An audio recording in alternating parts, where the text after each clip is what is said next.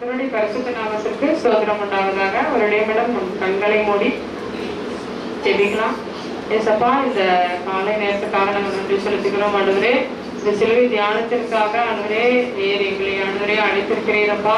ஆண்டவரே, பேசுகிறது நாங்கள் அல்ல, ஆவியானவர் ஆண்டவரே நீர் மக்களுடைய இருதயங்களுக்குள்ளாக பேச வேண்டுமா நாங்கள் செபிக்கிறோம். ஆண்டவரே, நீர் பொறுப்படுத்திக் கொள்ளும் வழிநடத்துங்க. இயேசுவின் மூலம் செபிக்கிறோம் எங்கள் ஜீவ நல்ல பிதாவே, ஆமென். இன்றைக்கும் கூட இரண்டாம் வார்த்தையாக எனக்கு கொடுக்கப்பட்டிருக்கிறது லூக்கா எழுதின சுவிசேஷம் 23:39-43. யாராவது ஒருத்தர் வாசிக்கலாம்.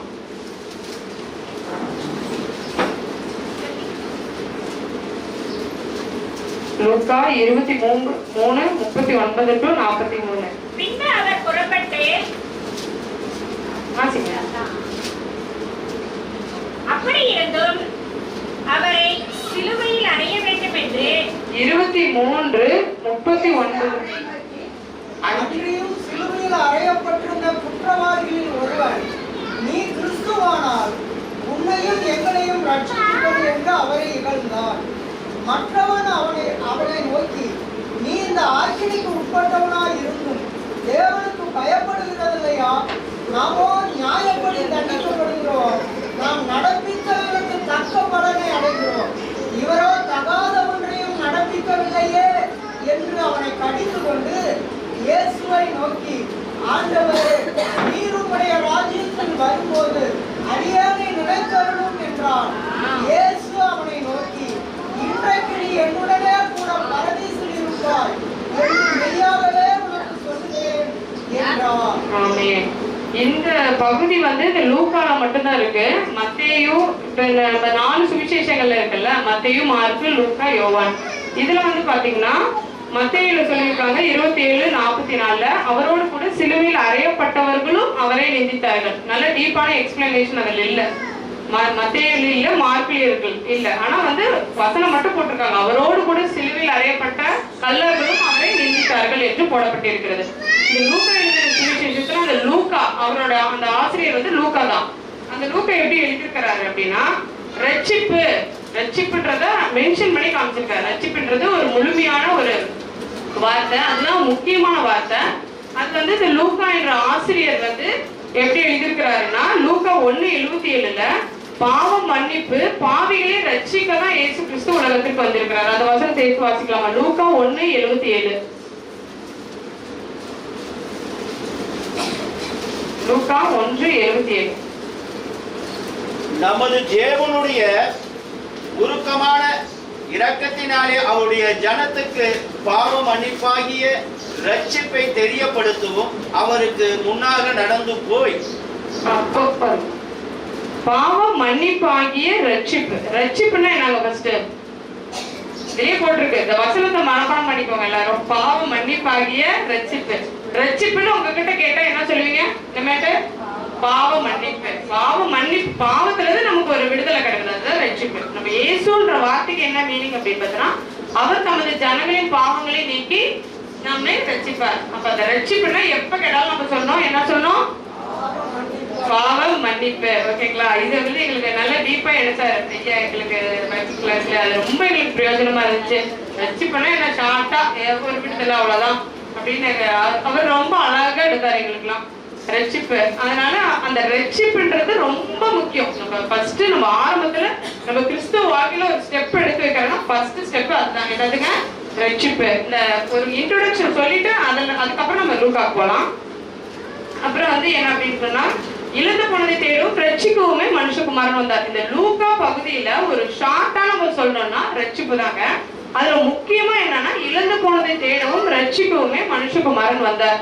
இது நீங்க மத்த சுவிசேஷ புத்தகங்கள்ல அது இருக்காது, மேலோட்டமா சொல்லியிருப்பாங்க. ஆனா லூக்கா டீப்பா அதை எக்ஸ்பிளனேஷன் பண்ணி கொடுத்திருப்பாரு. அதனால இந்த லூக்கா சுவிசேஷம் ஒரு ரட்சிப்பு, இயேசுவை பத்தி ஒரு எப்படி எக்ஸ்பிளனேஷன்னா ரட்சகர், அப்புறம் ஒரு பூரண மனிதன் அப்படின்னு இருக்கும். மத்தேயு பாத்தீங்கன்னா எப்படி இயேசுவை குறிப்பிட்டிருப்பாங்கன்னா, ஒரு ராஜா பிறப்பாரு இயேசுன்னு இருக்கும். அதே மார்க்ல எப்படி இருக்குன்னா, அவர் ஒரு வேலைக்காரராக ஒரு பணியாளராக வராரு அப்படின்னு அந்த மார்க் அந்த சுவிசேஷகர் சொல்லியிருப்பாரு. மார்க் அவர் சொல்லியிருப்பாரு. அடுத்தது லூக்கா எப்படி இருக்குன்னா ரட்சிப்பு பத்தி சொல்லியிருப்பாரு. யோவான் வந்து தேவகுமாரன். இப்படி நம்ம 4 சுவிசேஷங்களை நம்ம இப்படிதான் நம்ம வந்து எப்படி படிக்கணும், பிரிச்சு படிக்கணும். நம்ம மேலோட்டமா படித்து ஒண்ணுமே புரியாது. மத்தேயுனா எப்படி இயேசு ரட்சகர், மத்தேயுனா ராஜா. இயேசு எப்படி சித்தரிச்சிருப்பாருன்னா அவர் ஒரு ராஜா, ஒரு குழந்தைய பிறந்து ராஜாவா வருவாரு அப்படின்னு. அடுத்தது மார்க்ல எப்படிங்க ஒரு பணியாளராக, ஒரு ஊழியக்காரராக வருவாரு அப்படின்னு அவரு சித்தரிச்சிருக்கிறாரு. அடுத்தது லூக்கால எப்படி ரட்சகர். லூக்கா தான் கரெக்டா அந்த எக்ஸ்பிளனேஷன் கொடுத்திருக்காரு. ரட்சிப்பை பத்தியான ஒரு எக்ஸ்பிளனேஷன் கொடுத்திருக்காரு ரட்சகர்.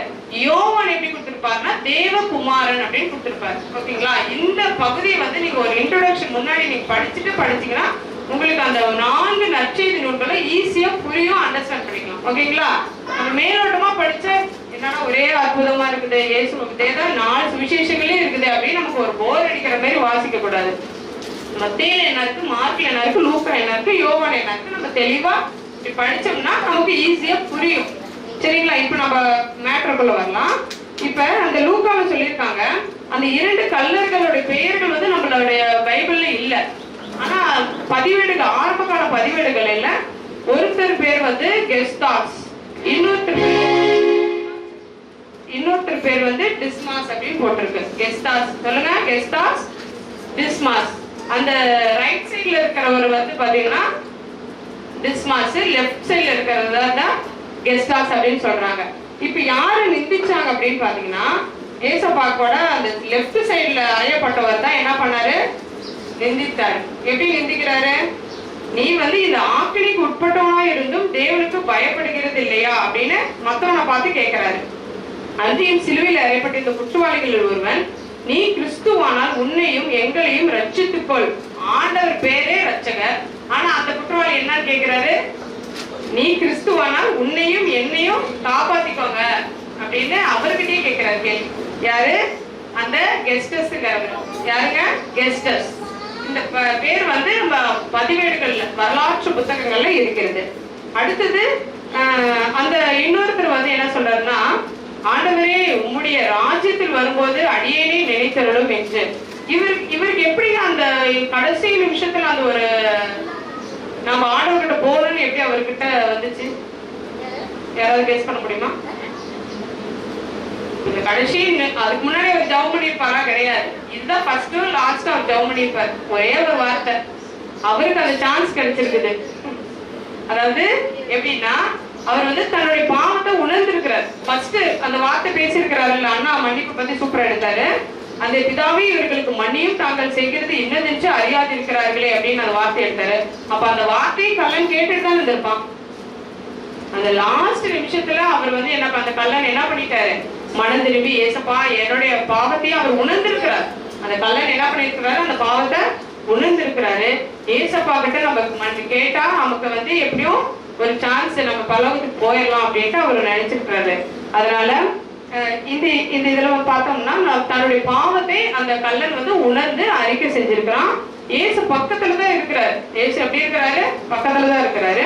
அதை வந்து அவங்க யூஸ் பண்ணிக்கிட்டான். அதாவது ரட்சிப்புங்கிறது வந்து salvation is to be opportunity. salvationங்கிறது ரட்சிப்புங்க. அது வந்து ஒரு ஆப்பர்ச்சுனிட்டி ஆண்டவர் கொடுக்கிறாரு. வந்து நீங்க வாங்கிக்கணும் ஒரு சான்ஸ். அது கடைசி நேரத்துல அந்த கல்லன் 2 கல்லனுக்கு இருந்துச்சு. ஆனா எந்த கல்லன், ஒரு கல்லன் தான் இது யூஸ் பண்ணிக்கிட்டாரு. இன்னொரு கல்லன் யூஸ் பண்ணியிருந்தா போயிருக்கலாம், பரலோகத்துல ஒரு பிளேஸ் அவனுக்கு கிடைச்சிருக்கும். அதனால அவர் வந்து அந்த சான்ஸ் வந்து அந்த ஆப்பர்ச்சுனிட்டியை வந்து அவன் மிஸ் பண்ணிட்டான். அது ஒரு கல்லன் வந்து அதை உணர்ந்து சரியான முறையில் அதை பயன்படுத்தி அந்த சந்தர்ப்பத்தை அவன் பயன்படுத்தி ஒரு பரதேசியில ஒரு பிளேஸ் அவனுக்கு கிடைச்சிருச்சு. அந்த பரதேசின்றது நம்ம பைபிள்ல 3 இடத்துல வருது. அது வெளிப்படுத்தல் 2:7. அதுல வந்து தேவனுடைய பரதேசியின் மத்தியில் அப்படின்னு போடப்பட்டிருக்கிறது. அப்புறம் கொரிந்தியர்ல ஒரு வார்த்தை இருக்கு. அப்புறம் இந்த லூக்கால அந்த பரதேசின்றது நம்மளுடைய வானத்துல 3 மண்டலங்கள் இருக்கும். முதல் வானம், 2ஆம் வானம், 3ஆம் வானம். அந்த 3ஆம் வானம் தான் நட்சத்திர மண்டலம் என்று பெயர் பெற்றிருக்குது. அந்த நட்சத்திர மண்டலம் தான் பரதேசின்னு சொல்லுவாங்க. ஓகேங்களா? பரதேசின்னா கேட்டா என்ன சொல்லணும், 3ஆம் வானத்துல அந்த 3ஆம் வானம் வந்து ஒரு நட்சத்திர மண்டலம். அந்த நட்சத்திர மண்டலம் தான் பரதீசு, பரதீசி, பாரடைஸ் அப்படின்னு சொல்லுவாங்க, பரதீசு. அதுக்கப்புறம் இப்ப பரதீசுன்றது புரிஞ்சிச்சு உங்களுக்கு. ரட்சிப்புன்றது நம்ம பாவத்திலிருந்து ஒரு மீட்கப்படுகிற ஒரு அனுபவம். அடுத்ததாக எபிரேயர் 12:2-3 யாராவது வாசிக்கிறீங்களா?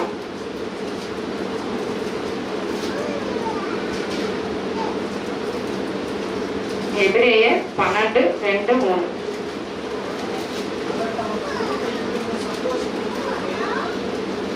அது சந்தோஷத்தை பொறுத்து அவமானத்தை எண்ணாமல் சிலுவையை சகித்து தேவனுடைய சிங்காசனத்தின் வலது பாரிசத்தில் வீற்றிருக்கிறார்.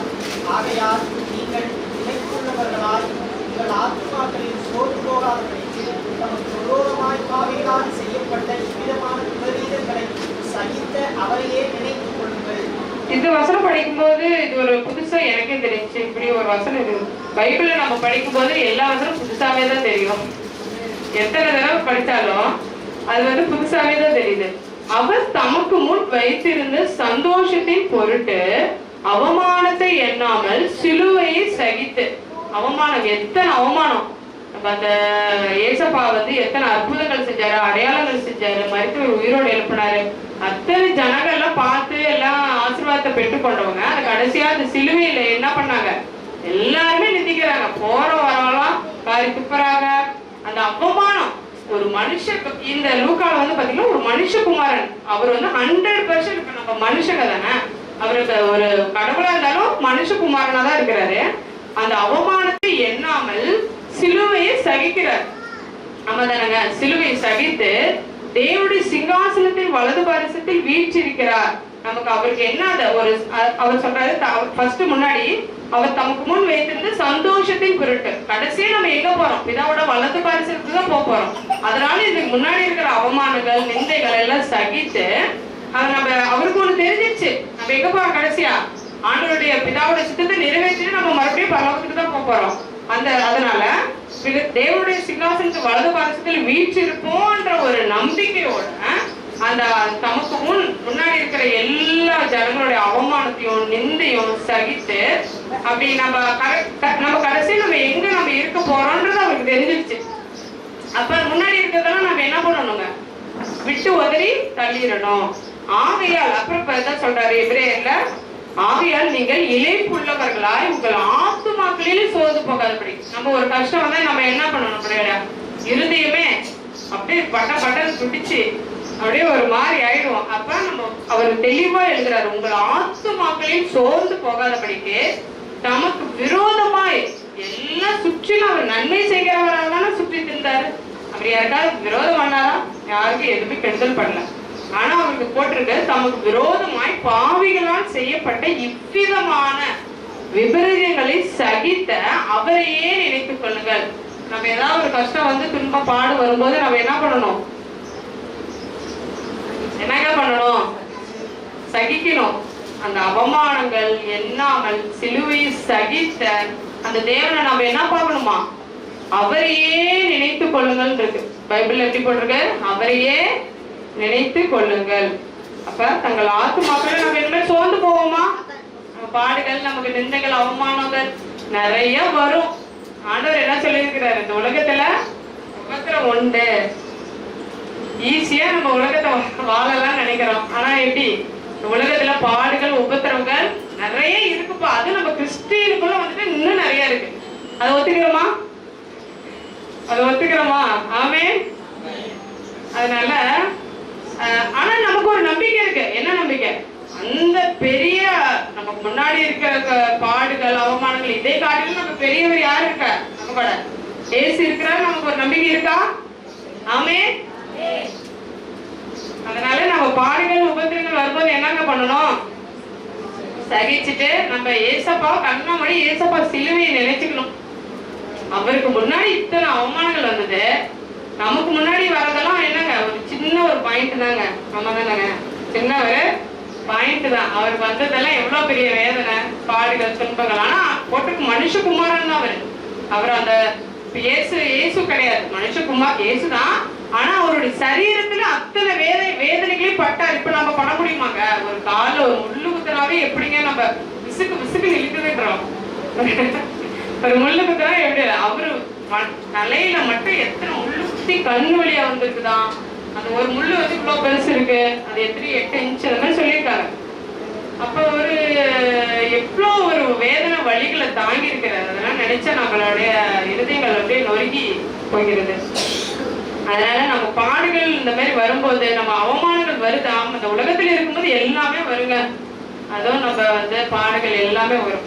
சோ அதனால அதை எல்லாம் சகித்து ஆண்டவர் அதை இவ்விதமான விபரீதங்கள் வார்த்தை இந்த 2 வசனத்தை படிக்கும் போது எவ்வளவு போட்டிருக்கா அப்படின்ட்டு தான் போட்டிருக்கு. நான் நினைச்சு பார்த்தேன். இவ்விதமான விபரீதங்களை சகித்த அவரையே நினைத்துக் கொள்ளுங்க. நம்ம யாரையுமே பார்க்க கூடாதுங்க. நம்மளுடைய கஷ்ட நேரத்துல, நம்மளுடைய பாடுகள் வரும்போது, நம்ம நிந்திக்கும் போது, யாரோ மக்கள் பேசிட்டு போறாங்க, நமக்கு எது யாருங்க? பைபிளே போட்டிருக்க, வீட்டார் தான் அல்ல. அதனால ஒவ்வொரு நாளும் என்ன பண்ணுங்க, நம்ம ஜெயிச்சுட்டு தான் போகணும். அதனால எப்படி போட்டிருக்கு? விபரீதங்களை சகித்த அவரையே நினைச்சு கொள்ளுங்க. இப்ப பாட உபத்திரம் வந்தா நம்ம யாரும் நினைச்சுக்கணுமேட்டு? ஆண்டவர் நினைச்சுக்கணும். இந்த உபத்திரவங்களுக்கு மேலாக பெரியவர், பிக்கர் தன் ஆல். இதெல்லாம் ஸ்மாலுங்க. நமக்கு வரக்கு முன்னாடி இருக்கிறது எல்லாமே ஸ்மால். அதை விட பிக் யாரு? நம்ம ஏசப்பா. அதை மட்டும் நினைச்சுக்கிட்டோம்னா நமக்கு ஒரு பரலோகத்துல இடம் இருக்கு. அதை நம்ம நம்பிக்கையோட நம்ம என்ன பண்ணணுங்க, ஜீவ கிரீடத்தை பெற நம்ம பொறுமையா ஓடிதான் ஆகணும்.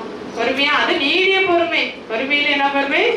நீடிய பொறுமையோட நம்ம காத்திருந்து இந்த உலகத்துல பொறுமையா இருந்துதான் நம்ம ஓடணும். இது ரட்சிப்புல ஒரு 3 விஷயம் ஐயா எங்களுக்கு கற்றுக் கொடுத்தது. எனக்கு ரொம்ப யூஸ்ஃபுல்லா இருந்தது. உங்களுக்கு அதை நான் ஷார்ட்டா சொல்லிட்டு நம்ம முடிக்கலாம்.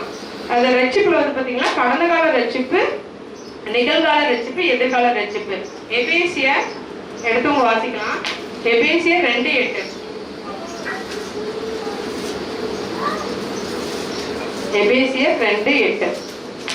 கிருபையினாலே விசுவாசத்தை கொண்டு ரட்சிக்கப்பட்டீர்கள். நம்ம எப்படிங்க ரட்சிக்கப்பட்டோமா?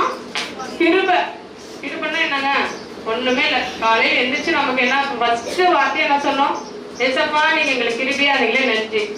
நாம நிற்பது நிர்மூலமாகறதும் அவருடைய சுத்த கிருபை தான். இந்த காலை நேரத்தை எங்களை கண்மணிச்சு நாங்க உயிரோடு இருக்கிறதுக்கு நம்ம என்ன பண்ணுங்க? நன்றி சொல்லணும். கிருபையினாலே விசுவாசத்தை கொண்டு ரட்சிக்கப்பட்டீர்கள். அடுத்து அப்போஸ்தலர் 4:12 அவராலே அன்றி அந்த வேர்ஸ் மட்டும் மார்க் பண்ணிக்கோங்க. அவராலே அன்றி வேறொருவராலும் ரட்சிப்பில்லை. நம்ம ஏசப்பா தான் ரட்சிப்பு. வேற எந்த நாமத்திலையும் நமக்கு ரட்சிப்பு இல்லை. ஃபர்ஸ்ட் பாயிண்ட் என்னங்க? கிருபையினாலே விசுவாசத்தை கொண்டு ரட்சிக்கப்பட்டீர்கள். ஃபர்ஸ்ட் கிருபை, அடுத்தது அவராலே அன்றி வேறொருவராலும் நமக்கு ரட்சிப்பு இல்லை. அடுத்தது அனுதினமும் நமக்கு ரட்சிப்பு வேணுங்க. தூங்கி எந்திரிச்சோன்னா நம்ம ரட்சிப்பு ஃபர்ஸ்ட் ரட்சிப்புன்ற வார்த்தையை நம்ம 5 நிமிஷத்துக்கு நம்ம ஜெபம் பண்ணிட்டு அடுத்தது மற்ற காரியங்களுக்கு ஜெபம் பண்ணலாம். அனுதின ரட்சிப்புன்றது 1 கொரிந்தியர் 1:18 சிலுவை பற்றிய உபதேசம் கெட்டு போகிறவர்களுக்கு அது எப்படி இருக்குதாங்க? 1 கொரிந்தியர் 1:18 எடுத்து வாசிங்க.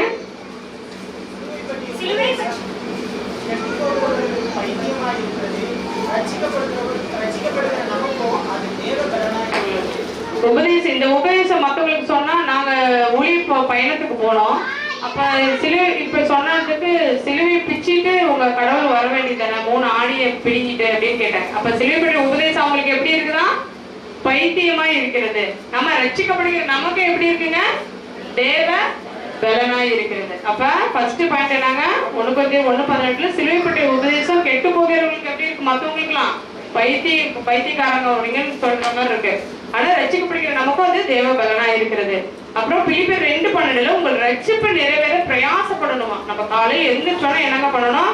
நம்ம ரட்சிப்பு நிறைவேற பிரயாசப்படணும். ஆனா கல்லன் இல்ல, லாஸ்டா ஒரு சான்ஸ் தான் போயிட்டாரு. ஆனா நம்ம எப்படி பண்ணணுமா? அனுதினமும் பிரயாசப்படணும். ரட்சிப்புக்காக நம்ம என்ன பண்ணுங்க? அனுதினமும் பிரயாசப்பட்டே தான் ஆகணும்.